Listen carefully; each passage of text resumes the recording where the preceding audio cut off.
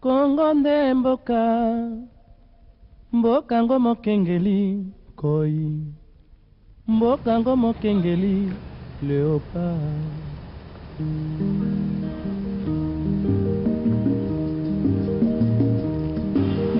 Mikolo tosekanaki na mosolo ya mboka Kongo ekoki, tofungwani miso lelo, tomoni bozoba nyonso tosali po ya kobongisa Kongo avenir. Ebongi tosala moto nyonso ata mwana. Kongo ya mosolo mpembe ya nzoku, Kongo ya bwanya kasa ya mbila, Kongo ya makasi moto ya nkoi.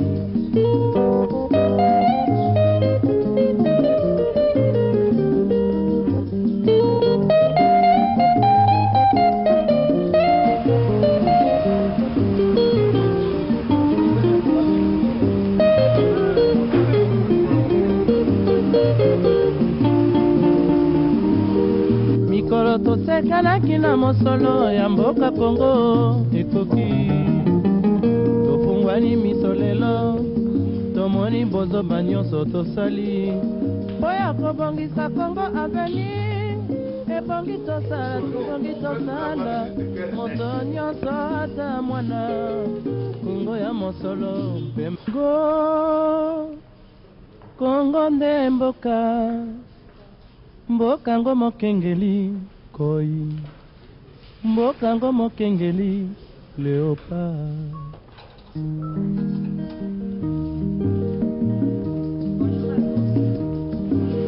Mikolo tosekanaki na mosolo ya mboka Kongo ekoki, tofungwani miso lelo, tomoni bozoba nyonso tosali po ya kobongisa Kongo avenir.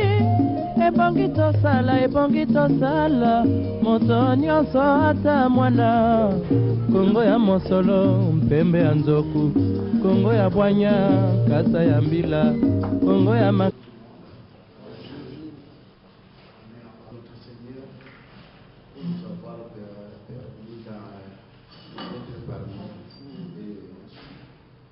remercier tous les participants pour avoir répondu à l'invitation. Excellence, rapporteur au nom de la Commission nationale des droits de l'homme, Messieurs les magistrats et Madame les magistrats, Messieurs les OPJ, la Commission nationale des droits de l'homme, dans sa tradition et par rapport à ses attributions, et la ligne d'attribution cadre avec les visites des prisons. Donc d'ici là, on va vous donner la loi portant organisation et fonctionnement de la Commission nationale des droits de l'homme. Vous verrez à l'article 6, il y a au moins 20 attributions. Cette commission, qui est une nouvelle institution, n'est pas connue de beaucoup d'acteurs judiciaires. De beaucoup d'acteurs judiciaires. La Commission nationale des droits de l'homme, il y a tout un thème qui sera développé par les rapporteurs. C'est une institution d'appui à la démocratie. Institution d'appui à la démocratie. C'est une institution indépendante, pluraliste, apolitique, chargée de la promotion et de la protection des droits de l'homme. C'est un organisme technique et consultatif. En bref, c'est les conseillers en matière de droits de l'homme de toutes les institutions de la République. Et dans l'accomplissement de sa mission, la CNDH n'est soumise qu'à l'autorité de la loi. Je vous ai dit que ça sont de ces attributions, elles sont au nombre de 20. titre indicatif, on peut citer quelques attributions, parce que les restes d'attributions des rapporteurs vont s'étendre en long et en large.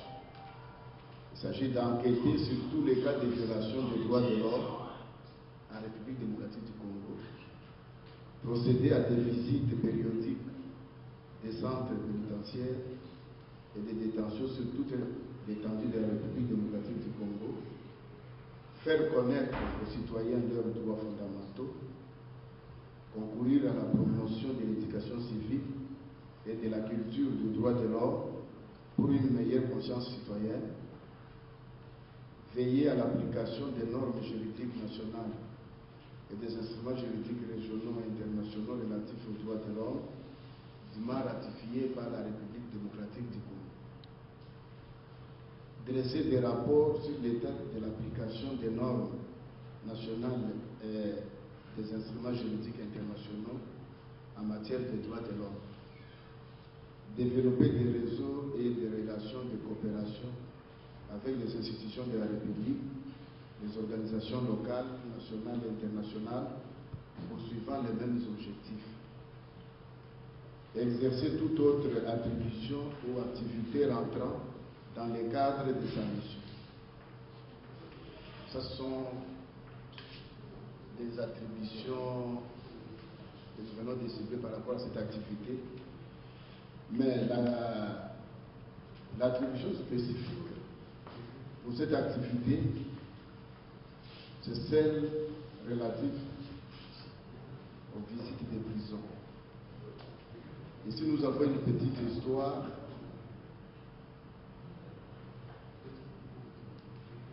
La CNDH est créée depuis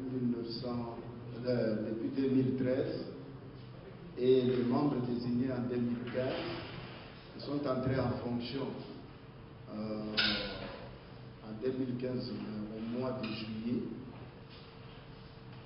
Et au mois de juillet, ils ont prêté serment devant la Cour constitutionnelle. Et après la prestation de serment devant la Cour constitutionnelle, ils se sont mis au travail. L'une d'activité, c'était la visite des prisons et des lieux de détention. Ce que nous avons constaté, il y a eu cette population carcérale dans tous les lieux de visite, visitée dans des cachots comme dans des prisons. À Makala, par exemple, environ 8000 prisonniers pensionnaires pour une capacité d'accueil de 1500. Et en Dolo, environ 1500 pensionnaires pour une capacité d'accueil de 520 prisonniers. Il y a eu les cachots du parquet de grande instance de la Gombe. Lors de notre visite, on y avait trouvé une centaine de détenus pour des pièces de capacité d'accueil de plus ou moins 30 personnes. Et cette situation est la même presque partout. Sauf hier, quand on a visité ici à Matadi, on a vu que du côté cachot, il n'y a pas de population. On trouvait soit 3 personnes, 4, sauf au niveau de services spéciaux. On a trouvé plus de 10 personnes, mais avec les policiers qui étaient sous discipline. Alors, cette population est payée, crée du reste des conditions catastrophiques. Certaines personnes rencontrées nous ont informé qu'ils sont tombés malades et en prison à cause de mauvaises conditions. D'autres en sont morts et beaucoup sans à manger.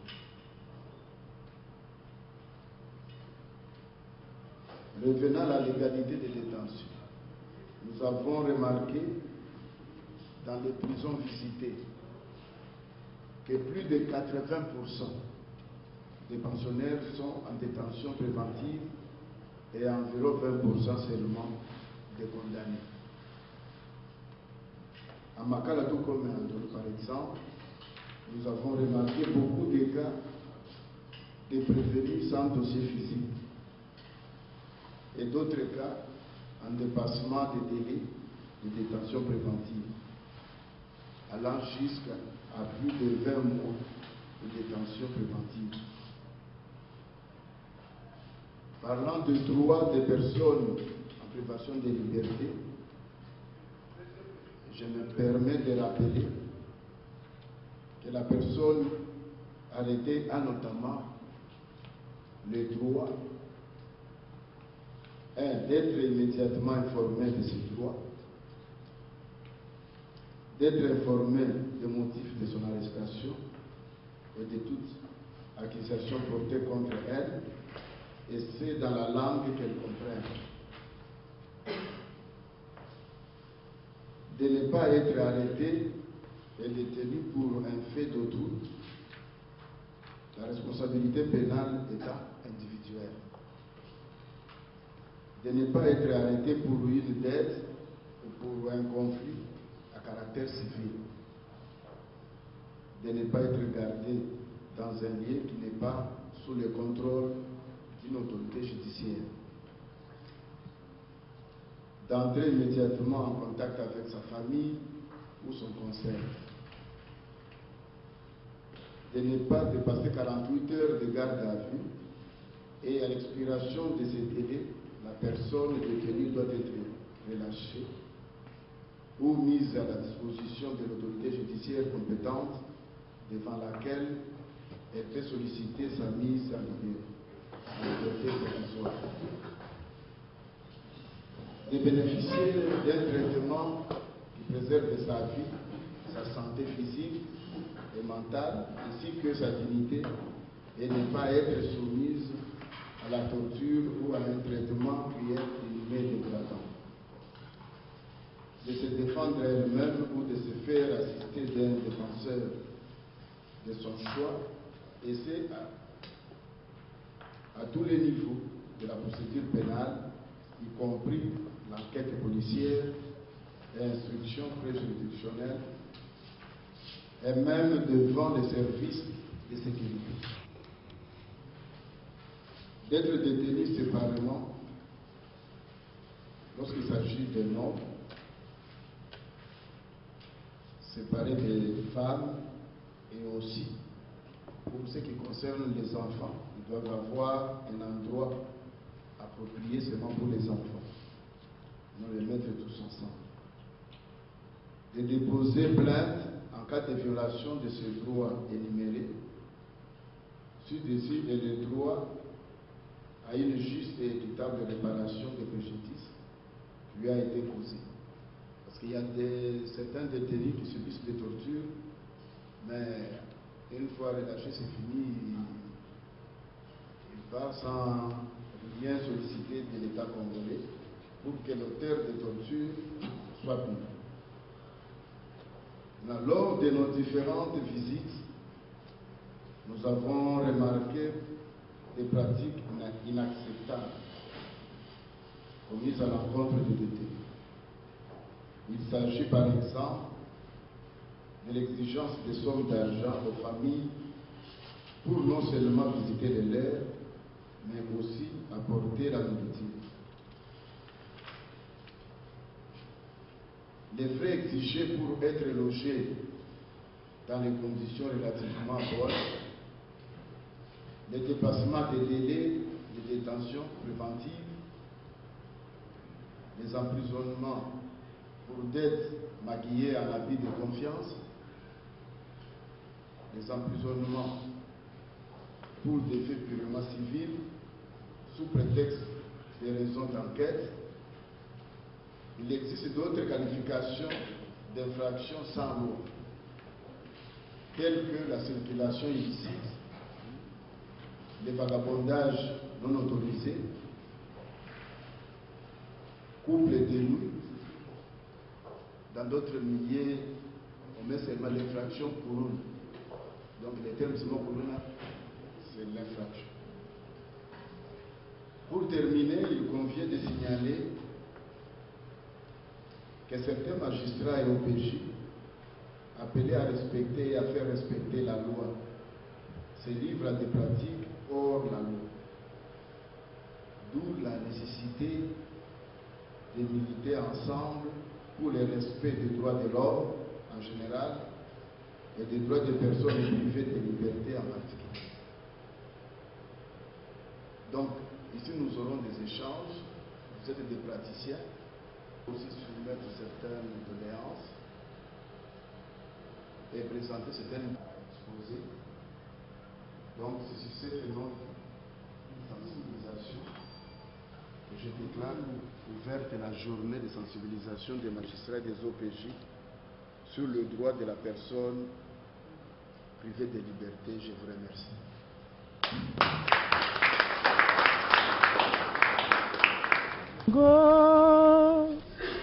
Kongo nde mboka ngo mokengeli koi, mboka ngo mokengeli léopard.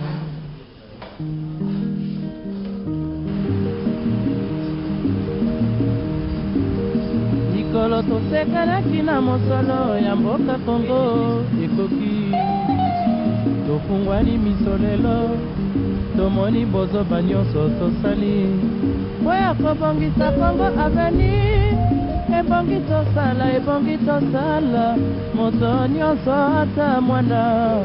Kongo ya mosolo mpembe ya nzoku, Kongo ya bwanya kasa ya mbila, Kongo ya makasi moto ya nkoi.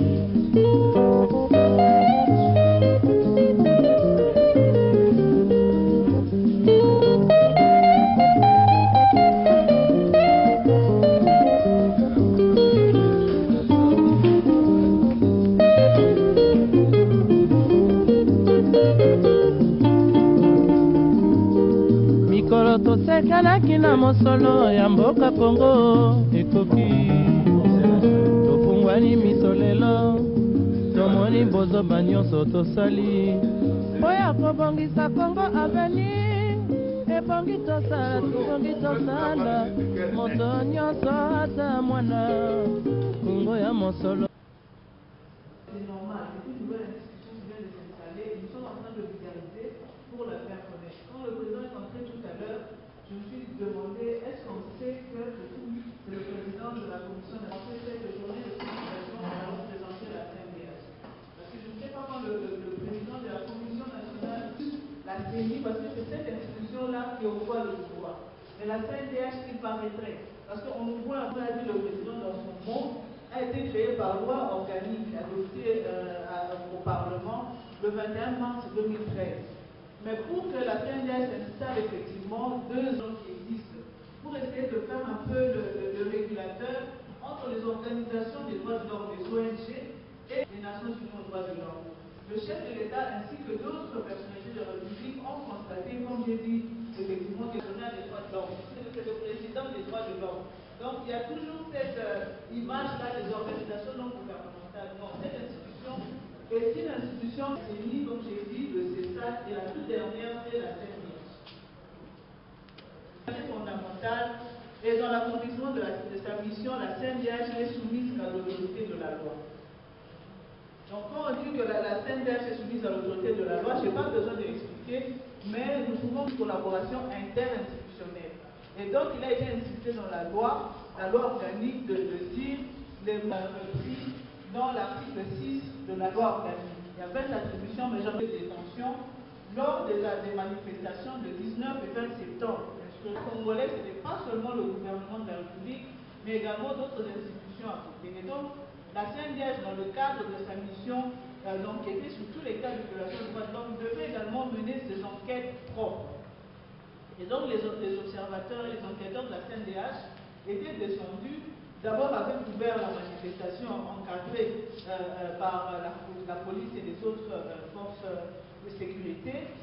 Et ensuite, passer dans les morgues, les hôpitaux, ainsi de suite, pour comptabiliser ou bien dénombrer combien de personnes ont été décédées. L'institution a été mise en place par nous-mêmes, donc par nous-mêmes, l'État, du côté du gouvernement, que de l'opposition et de la majorité.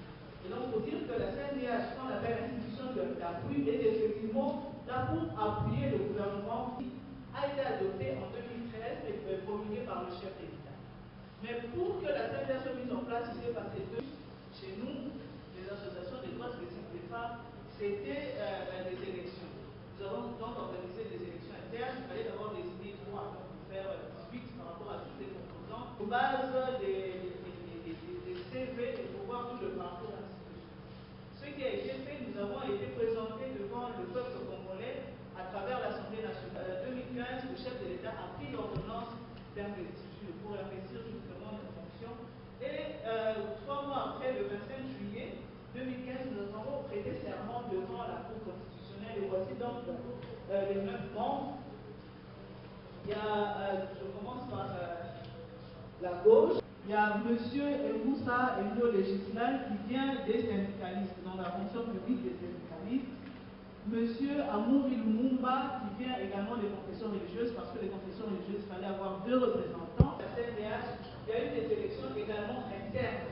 Donc les 9 membres devaient élire le bureau et également les commissions permanentes. Hier, chargé des questions de loi de...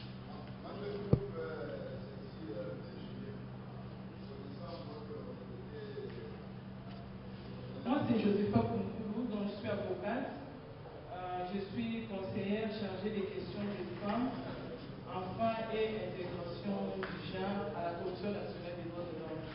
Comme excellence dans cette activité, donc la CNDH n'est pas en train de signer qui que ce soit par rapport aux abus ou violations des personnes privées de liberté, mais la CNDH voulait seulement qu'on puisse voir nous-mêmes, entre acteurs des droits de l'homme, acteurs ou praticiens des droits, comment on peut échanger pour professionnaliser notre métier. Nous n'allons pas aborder les instruments juridiques internationaux, puisqu'il y aura encore un autre module qui va parler sur le mécanisme international. À vous, tel que vous êtes là, les magistrats et officiers de police judiciaire, votre obligation par rapport au respect des normes qui protègent la personne qui est mise en garde à vie ou la personne qui a fait des échanges, mais c'est aussi une sorte de recyclage si les droits reconnus à une personne mise en garde à vie ou arrêtée. Dans la pratique, puisque le président, en donnant son mot, il a même rappelé que la visite que la CNDH a comme attribution. Voyons maintenant les droits des personnes privées de liberté. Par rapport à ces droits-là qu'on doit respecter, il y a d'abord le droit d'être informé immédiatement de la situation. Ce droit est prévu à l'article 18 alinéa 1 de la Constitution. Le droit de ne pas être arrêté pour un fait d'autrui. Donc ce droit est prévu aussi à l'article 1. Le droit de ne pas être arrêté dans un milieu qui n'est pas sous contrôle d'une autorité judiciaire. Les droits des mineurs d'être entendus par les juges d'enfants compétents. Les droits de déposer plainte pour non-respect des droits précisés et d'obtenir une justice équitable avec réparation des triches. On nous oppose pour dire que non, on est en train de copier les mentalités d'ailleurs. Or, ce droit est prévu à l'article 17, alinéa 3 de notre Constitution. Il est dit plus part une infraction à la loi au moment où elle a été commise, au moment des poursuites. Là aussi, la Constitution donc précise si c'est bien l'OPJ, et l'OPJ, donc il trouve c'est vraiment l'occasion pour arrêter cette personne et faire devant lui. Pénal ordinaire. Là aussi, il y a une personne parce qu'il a des connaissances avec un OPJ par ou avec un OPJ militaire. Il sait très bien que ce sont des faits civils où il faut travailler dans les délais pour ne pas violer ses droits. 8e droit, nous avons les droits. Nous avons l'article 16, alinéa 4 de notre Constitution qui dit il ne peut être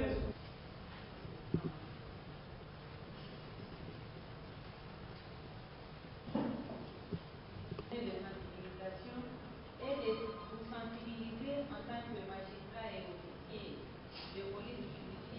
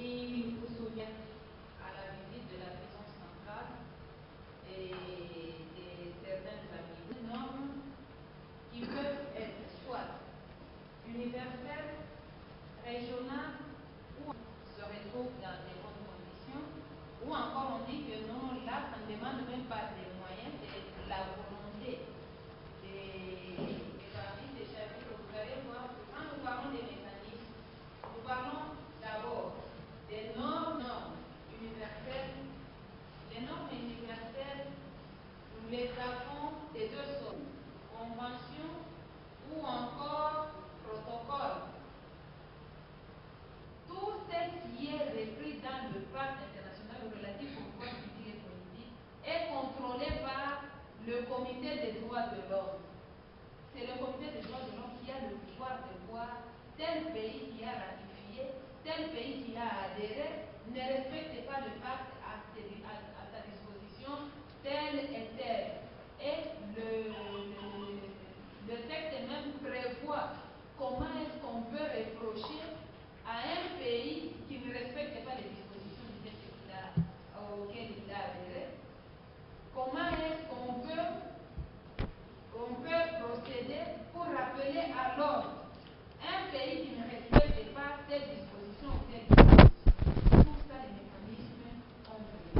C'est comme ça que vous allez voir que ces mécanismes-là, il y a une obligation de soumission des rapports sur l'application des textes auxquels nous avons adhéré. Et cette soumission des rapports est périodique. Vous allez voir, pour certains, c'est 3 ans, pour d'autres, c'est 4 ans. Mais bien avant, juste après la signature, tout pays qui ratifie ou qui adhère a l'obligation de présenter d'abord un rapport initial. Pour montrer, le rapport initial, c'est pour montrer d'abord, au moment de la ratification de l'adhésion, comment est le niveau du respect des droits de l'homme dans votre pays. Pour qu'à partir de là, on commence à vous surveiller. Ça, c'était avant que vous n'adhériez à la convention ou au traité. Et maintenant, vous présentez un rapport. La situation des droits de l'homme dans notre pays se trouve comme ça, comme ça, comme ça. Conditions de travail, ça ne doit pas être possible. Bien que les conditions de travail ne nous permettent pas.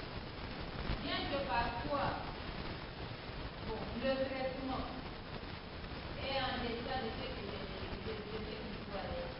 Mais simplement, nous avons accepté. Nous avons accepté. Nous sommes des assermentés. Nous avons prêté serment. Et dans nos serments, nous avons fait une déclaration selon laquelle nous allons respecter les prescrits de la loi. Mais la loi ne nous dit nulle part que nous devons torturer. La loi ne nous dit nulle part que nous devons violer les droits des détenus. La loi ne nous dit nulle part que nous devons arrêter arbitrairement ou illégalement. Donc nous devons travailler conformément à ce que nous demande la loi. Et c'est ce que nous devons être. Quand nous prêtions serment, nous savions ce qu'est notre pays. Nous savons ceux qui nous ont précédés dans la profession. Nous savons ceux qui ont vécu et qui ont assumé ces fonctions et qui ont exercé ces fonctions avant nous. Ils se plaignaient pendant qu'on était aux études. Ils sont allés en retraite. Nous les avons relevés, nous les avons restés. Nous sommes toujours dans ça. Et peut-être voir pire que ça. Mais souvenons-nous de notre serment. Nous devons nous souvenir de notre serment. Et ce serment-là qui va nous aider à travailler comme il se doit et à respecter tous les engagements auxquels notre pays a souscrit.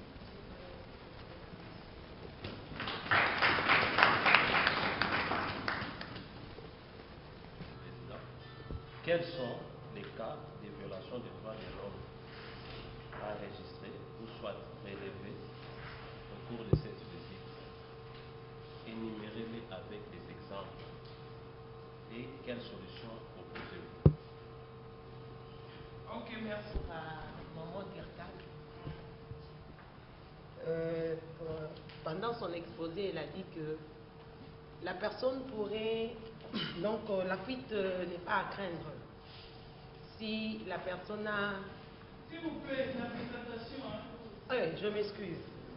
Je m'appelle Thérèse Kapiamba Niembo, magistrat au parquet des grandes instances de Matadi. Alors, je voulais m'adresser à la maman d'Irka. Si la personne, comme elle nous a dit que la fuite n'est pas à craindre, la personne qui est arrêtée, bon, là je passe, je peux dire que la personne qui doit se présenter devant le magistrat ou bien l'OPJ, si par exemple on l'a déjà signifié de son forfait, par exemple la personne qui a commis les cas de viol, tout le monde connaît que le cas de viol est punissable de 20 ans.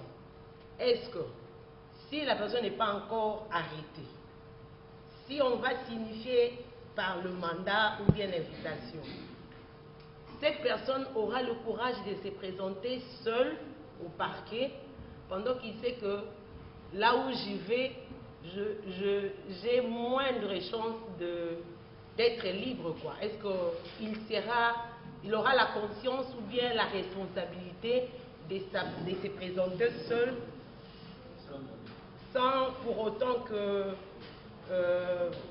si on veut signifier l'infraction, quoi, est-ce que la personne peut accepter de s'amener au parquet de grande instance de Matadi? Je suis substitut de procureur de la République. J'ai une série de questions et une recommandation. Edzi Moulenda. Moi, j'ai une série de questions et j'ai aussi de recommandations à faire. En termes de recommandations, je commence par là.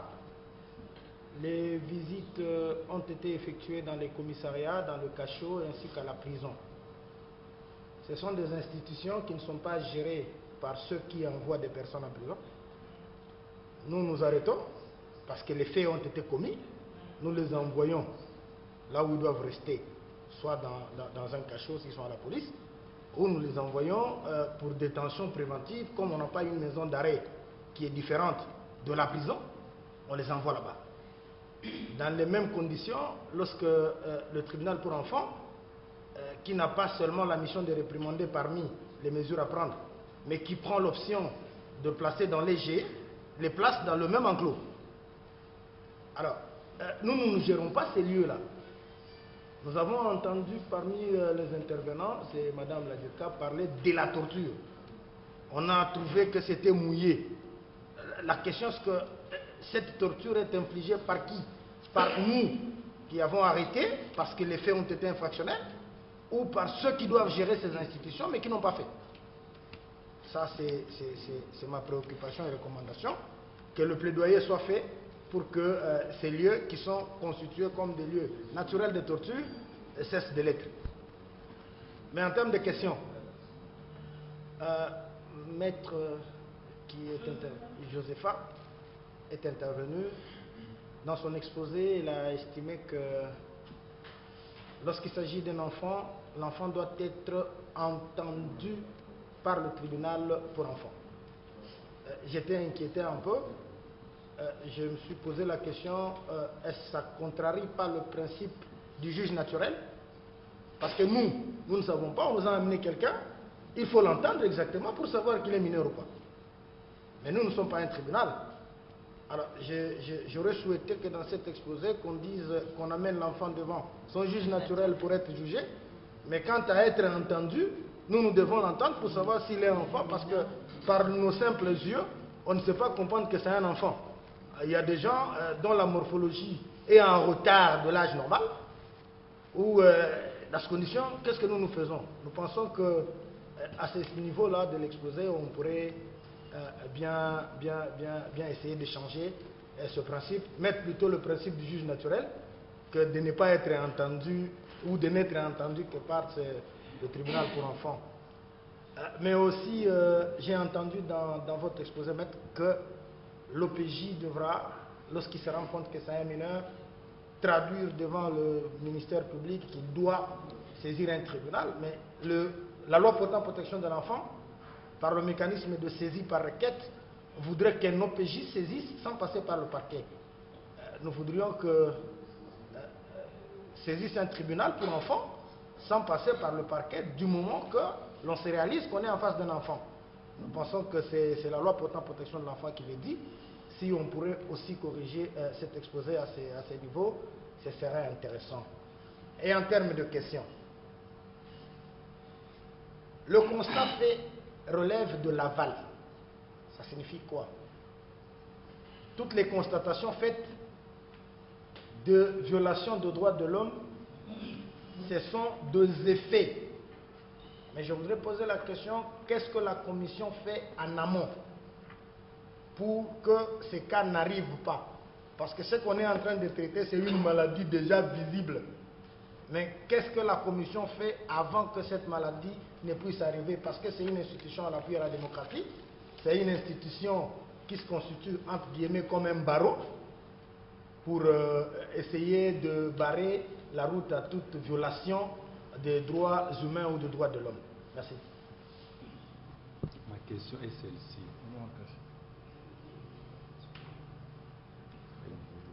Parmi les amigos visités de la PNC,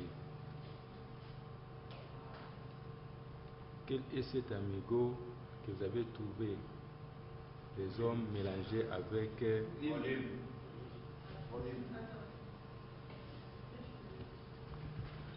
Amigos visités de la PNC, des Soussiat ou des Siat, des Matadi ou des Nzanza ou des Mbuzi,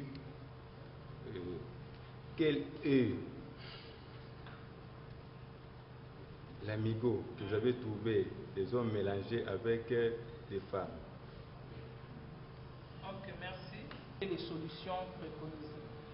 Si le président peut répondre à cette question. La confusion. Il y a des fois qu'on confond l'infraction avec les violations des droits de l'homme. Par rapport aux visites, ce que nous constatons souvent, c'est les conditions, souvent de détention. Lorsque un traité ou la Constitution énumère, si vous lisez les titres traités, énumère tous les droits de l'homme. Il vous dit par exemple, toute personne a droit, par exemple, droit à la santé, droit à la nourriture, droit au logement. Donc, droit à un traitement digne. Tous ces différents droits, s'ils ne sont pas respectés, vous tombez dans la violation. Et aussi les différentes procédures qui ne sont pas respectées, surtout en matière de détention. Parce que lorsqu'on commet des faits, on vous arrêtez arbitrairement, là vous tombez dans l'infraction. Mais lorsque vous êtes agent de l'État, on vous dit, bon, vous devez respecter telle procédure pour détenir quelqu'un. Vous avez le droit de détenir quelqu'un, mais vous avez aussi le droit de respecter la procédure en matière d'arrestation. Bon, maintenant, pour ce que nous avons visité hier, d'abord par rapport au traitement inhumé dégradant, là nous avons trouvé que la violation était consommée. Il y a eu violation, que ce soit au niveau des amigos, que ce soit au niveau de la prison. Qu'est-ce que ça veut dire traitement inhumain et dégradant? Vous voyez dans d'autres cieux, lorsque quelqu'un est arrêté ou est... Si vous trouvez qu'il y a des provinces qui ne sont pas servies, autant organiser des recrutements au moment des recrutements. Il y a d'autres qui ont présenté à partir de Lubumbashi, les autres à Kinshasa. On peut décentraliser là où il y a des problèmes et on recrute sur base de ces provinces-là. Alors maintenant, et avec tout ça, la carence aussi des magistrats, ça contribue aussi. Ça montre que quand je parlais hier avec le TG, comme on a beaucoup, et c'est ça les problèmes, donc le rôle de la CNDH, c'est vraiment, c'est le premier mandat. C'est le premier mandat, on n'a pas encore fait même 2 ans. Alors, il faut, c'est pour cette raison nous commençons. Puisque dans la question du juge Kapiamba, vous avez demandé la réalisation. Est-ce que la CNDH ne fait que... S'il faut comprendre bien la CNDH, il faut lire d'abord l'article 6. Vous voyez, l'article 6, nous avons l'attribution, c'est d'une façon générale. Et chaque attribution, dans les fonctions des enquêtes à choses, La CNDH ne s'occupe pas que des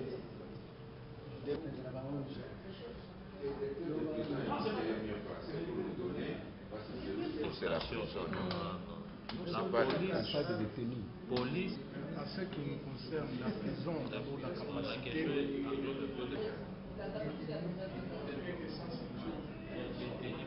pensionnaire. Vous avez entendu tantôt là, on a dit que ce qui carcérale des détenus. en fait, Et on a les joué derniers prisonnier. prisons. Puis la détention à la prison.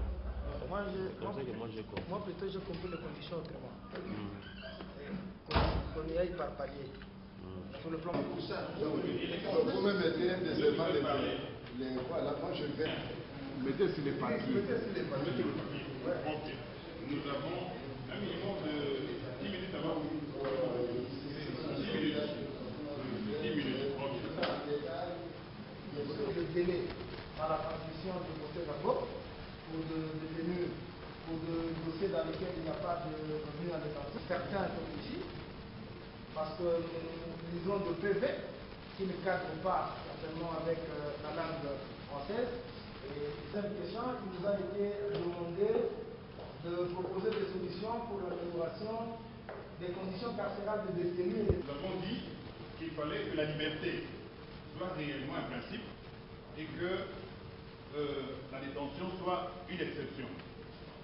Et de deux, nous avons pensé qu'il faut vraiment réhabiliter les infrastructures pénitentiaires, ce que nous avons appelé autrement les maisons carcérales. Et aussi tenir compte justement de la capacité d'accueil de ces maisons-là. Restauration. 4. Nous avons parlé de l'apprentissage de métiers. Un travail de qualité, et surtout que c'est la journée de sensibilisation. On s'est sensibilisé et c'est très important pour nous parce que nous trouvons que lorsque on milite tous ensemble pour la promotion et la protection des droits de l'homme, ça va de l'intérêt de l'État congolais. Moi j'étais étonné qu'on parle, nous avons trouvé beaucoup de cas de violations, non, de viols. Pour moi, quand on parlait de viols, je faisais toujours allusion à l'Est. Mais hier, sur 600 détenus et prisonniers, il y a eu au moins plus de 200 cas de viols. Alors ça m'a étonné.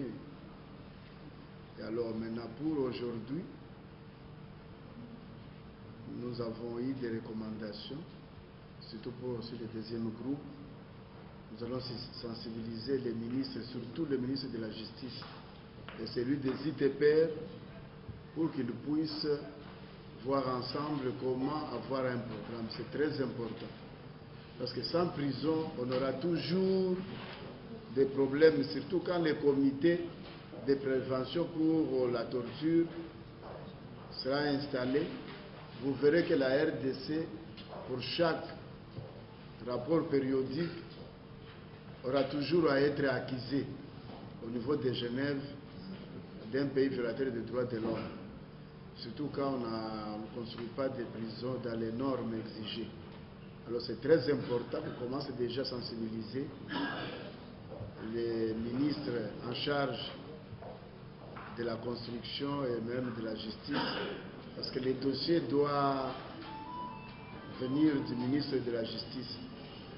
Donc, nous allons tous militer ensemble pour qu'on ait un programme aussi de construction.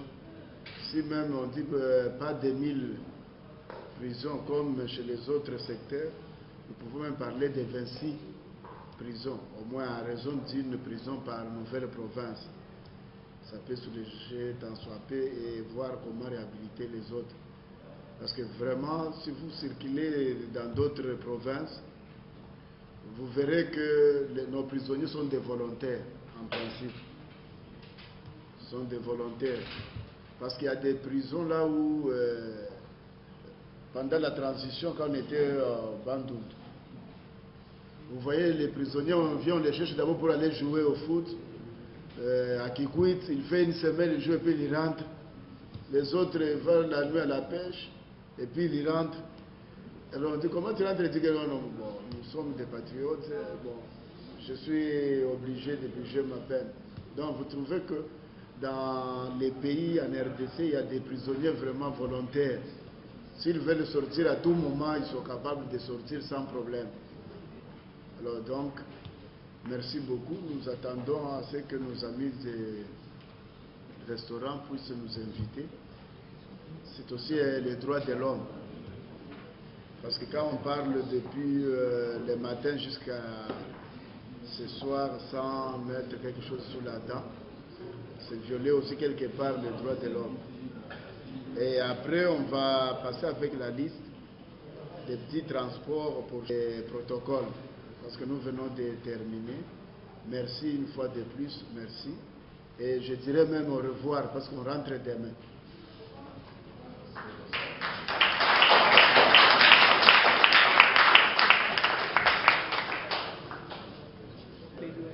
J'ai compris que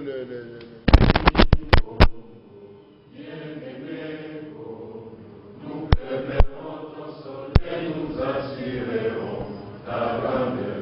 30 juin, mon doux soleil, 30 juin, du 30 juin, jour sacré, sois les témoins, jour sacré, bénis mon Père, c'est moi tes libertés, que nous lèvons à notre prospérité pour toujours.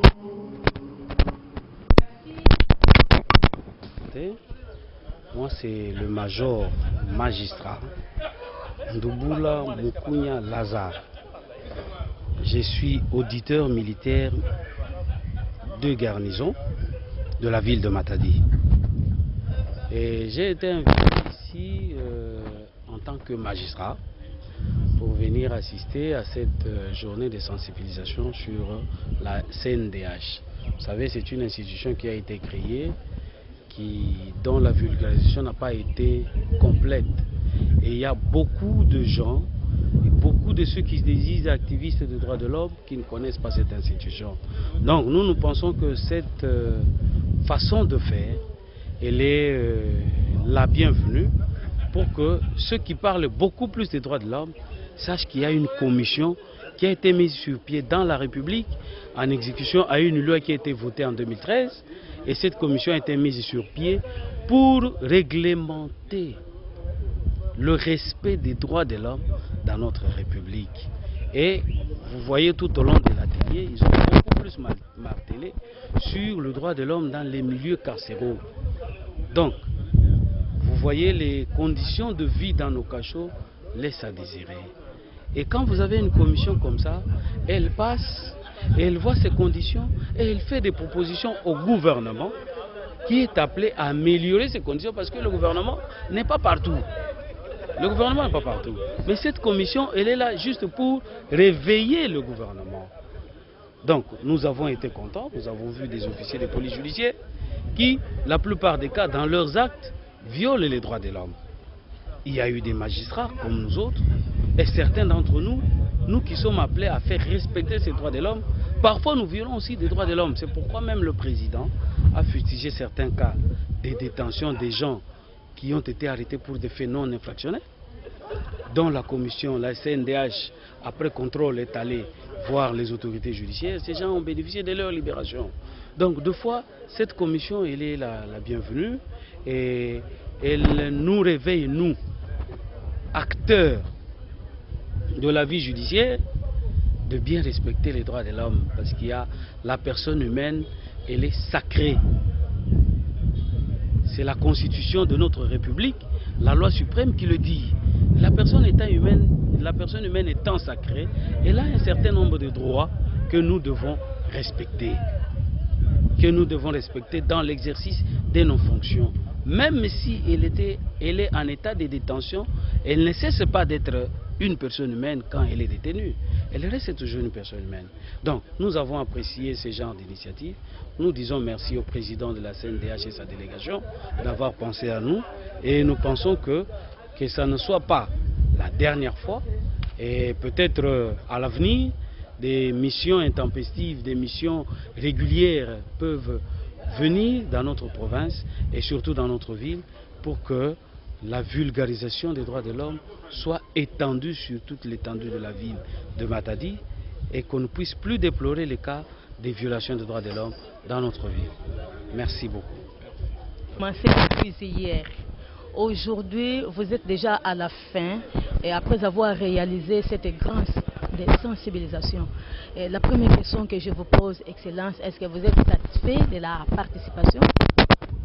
Oui, la participation est totale. On a ciblé les magistrats, les OPJ et IPJ et aussi ceux qui s'occupent de la direction de la prison. Tout le monde a répondu favorablement et nous venons de vivre un travail de qualité qu'on vient de produire, surtout que ce sont des praticiens, les hommes de terrain. Ils ont montré les faiblesses, ils ont déterminé les efforts fournis dans ce secteur et nous pensons que c'est une bonne chose qu'on puisse avoir les recommandations par rapport à tout ce que nous avons rencontré comme problème. Parce qu'il n'y a pas que les problèmes au niveau des prisons, il y a aussi les problèmes de fonctionnement de la justice et surtout avec les parquets. Vous savez, lorsque le traitement des magistrats est difficile à comprendre par rapport à leur rang, donc il y a toujours des petits soucis. Vous avez suivi vous-même au niveau des OPJ les problèmes de l'ignorance de la loi et les niveaux sans recyclage. Il y a toujours des problèmes. Donc, pour le moment, comme la mission était beaucoup plus centrée sur la visite des prisons, nous allons faire les plaidoyers pour que le ministère de la Justice ait aussi un programme par rapport à la construction des prisons, de la même manière que nos amis de l'éducation, de la santé, qui ont des programmes de réhabilitation des centres de santé et construction des centres de santé. Nous voulons aussi qu'il y ait les programmes de construction des prisons et réhabilitation des prisons. La plupart des prisonniers sont des volontaires. À voir les bâtiments, il y a un problème. Nous n'avons que des vieux bâtiments. Et là, ils peuvent donner même des coups de main. Plus de 600 prisonniers, ils peuvent facilement sortir et s'évader. Mais ils sont là comme patriotes. Alors il faut que l'État congolais fasse un effort pour voir comment réhabiliter ces différentes prisons, pour éviter ce qui est arrivé à Makala, à Kinshasa. Non, les impressions sont bonnes, d'autant plus que la régularité de l'inspection au niveau des cachots, des amigos, par rapport à d'autres provinces, nous trouvons qu'ici quand même, les PG et les ProRep, ils ont imprimé une discipline par rapport à l'inspection des amigos, et voire même la prison. Il y a des dossiers, pas beaucoup de dossiers qu'on a rencontrés. Nous avons trouvé des dossiers réguliers, peu seulement, comme ce n'est pas même comparable à d'autres provinces. Là, vous trouvez, par exemple, 80% des dossiers, là où il y a les irrégularités. Mais ici, on a trouvé que plusieurs dossiers sont conformes. Peut-être 20% d'irrégularités, mais 80% sont des dossiers en ordre, bien travaillés. Et il y a des suivis des magistrats. C'est ce qui m'a soulagé.